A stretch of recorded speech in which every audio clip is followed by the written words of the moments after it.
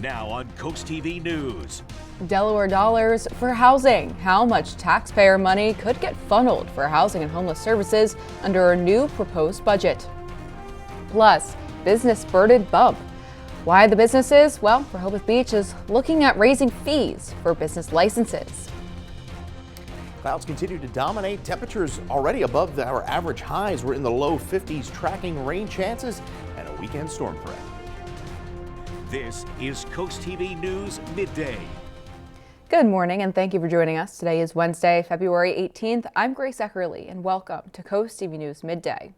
New this morning, today in Georgetown, a groundbreaking will take place on the Savannah Grove Project.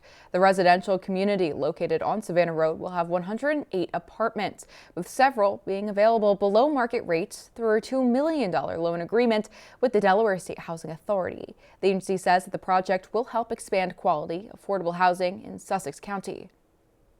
What's kind of interesting about this housing crisis that we're in today is that it really hits families all across the income spectrum. It isn't so much we've had a housing crisis in a lot of ways for decades, and it feels like now we're starting to see people who have really good jobs have a really hard time finding places to live. The groundbreaking will take place at 2 p.m. and Governor Matt Meyer will be in attendance. And the push for affordable housing and help for those facing homelessness has been ongoing in Georgetown. The Town Supportive Housing Committee hears from multiple organizations that offer resources for those experiencing homelessness or affordability issues. At their most recent meeting, the committee listed the presentations from groups including Springboard Delaware and Higher Ground Outreach. And it's important to note it was at a past committee meeting that was in January where members voted to back the idea of bringing cottage homes to Georgetown. The committee was formed to help local organizations combat homelessness, and members could give a presentation on this to the Georgetown Town Council in a future meeting. Delaware Governor Matt Meyer's proposed budget, well, that includes $48 million for housing. The Delaware State Housing Authority says the funding will expand affordable housing, creating new shelters and providing permanent supportive housing, as well as streamlining homelessness services. This budget is under review by lawmakers now, and they must approve a final budget by July 1st. Now taking a live look into Rehoboth Beach this morning, no one on the boardwalk enjoying a bit of warmer temperatures. We got a little bit of haze, and to tell us more about it is First Alert Meteorologist Chris Mastrobono. Good morning, Chris. Good morning, Grace. Well, at least we have slightly milder temperatures than what we had yesterday, despite the gloomy start to the week here. We're at 51 right now in Lewis, and you can see visibility pretty good across the area. We had some dense fog advisories earlier this morning. We didn't really see much in the way of fog, but look at this. We're running about 16 degrees warmer in Salisbury than where we were just 24 hours ago, and we're holding at 54 degrees there. A little cooler at the beaches, 42 Rehoboth to 39 in Ocean City. So we are generally seeing mostly cloudy skies across the area, and we're going to continue to really be socked in the clouds. I think maybe some breaks there to the southwest, but we have a warm front that's trying to push through the area this afternoon. Now, temperatures are going to hold in the mid-50s under mostly cloudy skies. Then as we get into about 6 o'clock, could see a brief shower pass through the area. Everyone is not going to see the rain.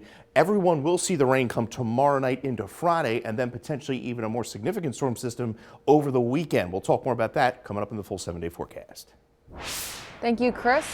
Businesses in Rehoboth Beach, well, they could see a price hike on their licenses. City leaders are considering raising the business license fee by 20%.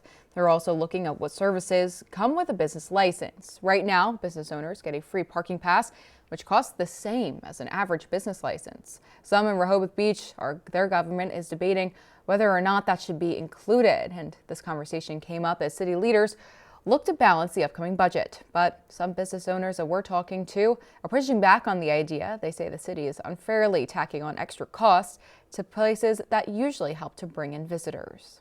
It's not going to kill us in any way, except for the fact that why us all the time? Why the businesses? Why do the businesses have to carry the burden of, a budget situation in town? I think it should be shared across the board with all the all the people in town, especially residents.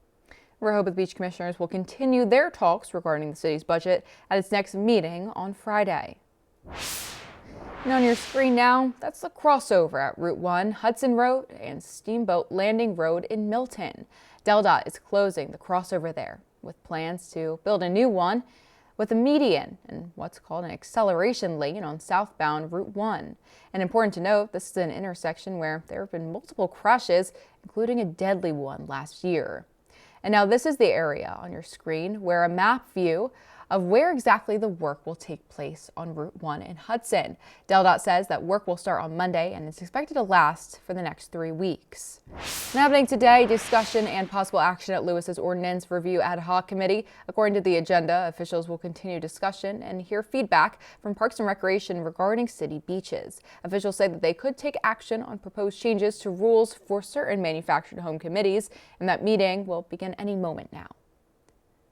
And the Delaware Department of Education, well, it says its Charter School Accountability Committee is now recommending the revocation of the charter for the Brian Allen Stevenson School of Excellence. The committee cited enrollment, financial, and organizational concerns. A public hearing is now set for March 9th in Georgetown, and if approved, the school would close at the end of the 2026 school year. We will have more information on the revoking of the charter for the Brian Allen Stevenson School of Excellence on CoastTV News at 5. Now stay with us for CoastTV News Midday, because after this, an ice agreement issue. Despite Governor Wes Moore's ice banning legislation, Wabaucock County is now questioning the legality. Well, we are slightly milder. The only thing missing is that sunshine. Unfortunately, we're going to continue to see mostly cloudy skies and ocean view 50 degrees through the afternoon. We are tracking a brief chance of a shower as we go into the evening hours. Congratulations to Grace Schroeder of Ocean View, Delaware, winning an umbrella from CoastTV. We'll talk about some rain chances to end the week and then some potential snow to end the weekend. We'll break it down. Full 7-day forecast just minutes away. Wabaucock County will have to back out of its partnership with ICE. Tuesday morning, Maryland Governor Wes Moore signed legislation that bans formal agreements with ICE. The emergency bills prohibit the state and local agencies from entering into 287G agreements and require any existing partnerships to be abandoned by July. County Executive Julie Giordano says that Wabaucock will follow the law, but she says that they will continue working with the feds, quote, as best they can.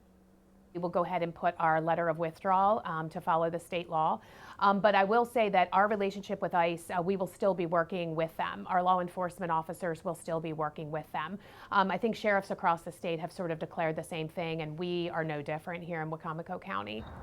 Giordano says that the county is looking into the legality of this legislation and whether it violates the Maryland or United States Constitution. And coming up next, activating our Chris Cam, having a nice weather-themed talk with Bob Trihey, I'm sure. Let's get our full forecast after the break. Well, needless to say, it's been a gloomy start to the week, and it's actually wreaked havoc with what we've originally were forecasting as far as temperatures are concerned. We were backing on a little bit more in the way of sun, and well, that's keeping the temperatures at bay for the most part, but needless to say, we're still above the average high of 47. We're at 49 right now in Rehoboth, and warming up a little nicely here further inland. You go 54 Delmar and Salisbury, 51 and Georgetown. This is really going to be the zone where we see the mildest temperatures here going forward this afternoon. Wind flow out of the southwest, and we'll see a few gusts here and there to 20, 30 miles an hour. The fog hanging on across Baltimore, D.C., right along the I-95 corridor. We are doing pretty well as far as the visibility is concerned, but we do have a dense marine fog advisory. This continues through about 7 o'clock this evening, and we also do have small craft advisories up through early tomorrow morning from Ocean City down through Chickateague, and then as well as along the Bayside through about 5 o'clock this afternoon. Well, we're socked in the clouds. If anybody sees some breaks, it's going to be down across Dorchester County, across Crisfield, the southern portion of the peninsula. We have a warm front that's trying to push northward and having a hard time doing so, and we're seeing some milder temperatures to the south of that front, up to 70 in Wilmington, just to our south. So there's plenty more warm air just bottled up to our southwest.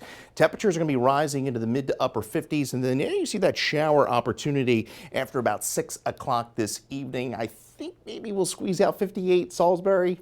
maybe. I think this is a bit generous. 52 in Lewis this afternoon to 58 in Snow Hill. It's another rather damp night, cloudy skies with some patchy fog. We dip into the upper 30s to around 40 degrees, and then there's that shower opportunity as we go into the early part of the evening. Tomorrow trending much cooler. We're going to have an onshore wind. I think most of the area stays in the 40s and lower 50s, and then we'll see another round of rain late in the day. So there's that backdoor cold front. I think maybe some areas across the southwestern portion of the peninsula get to the mid to upper 50s, and then we turn unsettled as we go to Thursday night, Friday with one round of rain, and then that coastal low that we're potentially tracking as we go into Sunday night.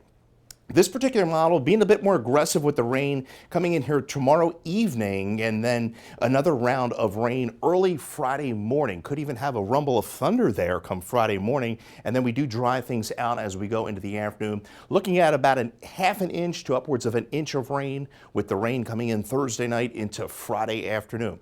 We start the weekend off on a dry note. I think we will see some sunshine Saturday.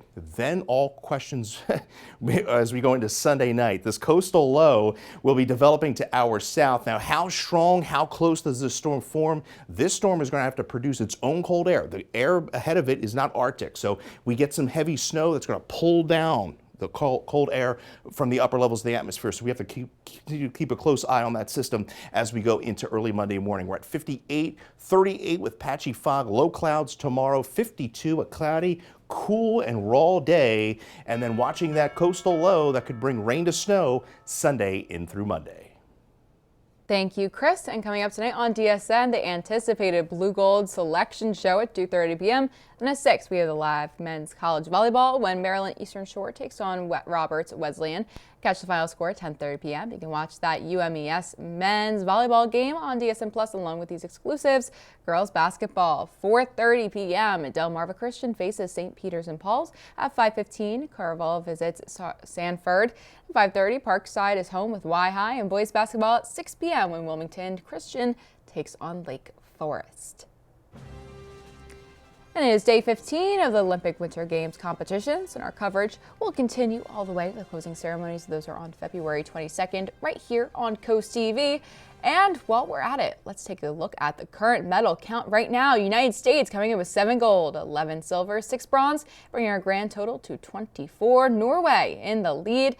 They're coming in at 15 gold, 8 silver, 9 bronze, and 32 is a grand total. And Italy, 9 gold, 4 silver, and 12 bronze, with their total at 25. We do have a programming note for you too. Due to the Winter Olympics through the 20th, you can catch Jeopardy on our sister station Fox 21 at its regular time, 7:30 p.m. Same show, same time, just a different channel while the games are on. New this morning, the Delaware Department of Education is looking for sponsors and meal sites for the 2026 Summer Food Service Program. The program provides free meals to children in low-income areas while school's out for the summer. Meals are free for children 18 and younger, and meals and snacks are also available to people over 18 with disabilities who participate in school programs. Eligible sponsors include local governments, camps, schools, and private nonprofit organizations. And in Virginia, the Commonwealth is set to raise its minimum wage. Governor Abigail Spanberger says she plans to sign legislation to increase minimum wage to $15 an hour by 2028. The bill narrowly passed the Senate vote in a 20-19 vote, with the measure set to schedule a gradually increased wage, starting at the current $12.77 an hour this year to $13.75 in 2027. And then finally $15 even in 2028. And coming up next, the desperate search in the Sierra Mountains for hikers lost in the aftermath of an avalanche. How many first responders are working to save? That's up next. An avalanche in California has triggered a massive search and rescue effort, with some skiers rescued and others still missing. The Nevada County Sheriff's Office now says that 15 people, 4 guides and 11 clients, were on a trip when the slide hit. 6 have been rescued and 2 have been transported to a nearby hospital for treatment. 9 skiers now remain unaccounted for. And a bald eagle is recovering after it was pulled from the ice of the Hudson River by NYPD harbor officers. Take a look at this video here. The eagle was spotted crying out in distress before officers used a catch pole and a tarp to secure the bird and bring it to safety. The eagle did not even attempt to flee during the rescue, but it was bleeding from its wing. The good news, the eagle is now safely recovering at a local animal shelter in Jersey. Good news, and we're starting to see that ice melt along our waterways here on Delmarva thanks to the milder temperatures. 53 degrees, even though we have plenty of clouds across the area. We get up into the mid to upper 50s. We stay dry, could see a late shower later this afternoon through the early evening hours. You get your latest forecast by calling our First Alert weather phone. Your 10-day forecast is up next. We are wrapping up Coast TV News Midday with a very special birthday shout out over the bay at the Cape May County Zoo. Jilly, the Holstein cow, celebrating her 13th birthday today. She looks very beautiful with her nice cake there. And the zoo says that Jilly lives a life of luxury with her goat friends, and she enjoys receiving very generous amounts of petting zoo food for her service in teaching people about cows. And it's not just Jilly who's enjoying her special day. Chris, we're enjoying those 50-degree temperatures along our shores. Yeah, warming up pretty nicely, even though we have cloudy skies. I mean, if we had sunshine, we'd be well in the 60s today, unfortunately. But take it as you can get it, right? Temperatures in the mid to upper 50s through the afternoon. And we will see a brief shower, I think, after about 6 o'clock. Everyone's not going to see the rain, but keep in mind you could see a sprinkle or two as we go into the evening hours. A lot of clouds for Thursday. We're going to have an onshore wind, so a rather raw day. And I think we will see rain break out by the evening, and that will continue even into Friday morning. We dry out. Saturday looking like the pick of the weekend because all eyes are on a potential coastal storm that could go from rain to snow as we go into early part of next week. Thank you, Chris, and thank you for joining us for Coast TV News Midday. If you'd like more local news or weather, you can download our Coast TV News app. And don't forget to join us right back here for Coast TV News at 5 later this afternoon. And until then, have a great Wednesday.